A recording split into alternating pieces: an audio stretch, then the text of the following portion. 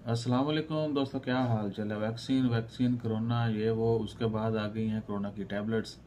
UK दुनिया का यानी बरतानिया दुनिया का पहला मुल्क है जिसने कोरोना के लिए बनाई गई वैक्सीन के अलावा टैबलेट्स जो हैं यानी गोलियां जो हैं वो भी अप्रूव करती हैं। और आने वाले दिनों में यूके के अंदर भी अवेलेबल होंगी और हो सकता है आने वाले दिनों में पूरी दुनिया में जो है घर घर कोरोना की टैबलेट पड़ी हों, जिस तरह मलेरिया की, टाइफाइड की और जो वबाई बीमारियां थी वो आज तक चलती आ रही हैं, उनकी दवाइयाँ खाई जाती हैं। इस तरह कोरोना की भी घर घर में दवाइयाँ पड़ी होंगी, टैबलेट्स पड़ी होंगी।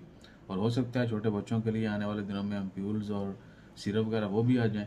यूके ने जो अप्रूव की है उसका नाम है लेग्रियो, GEVRIO, लेग्रियो या लेग्रियो, कुछ भी पढ़ें।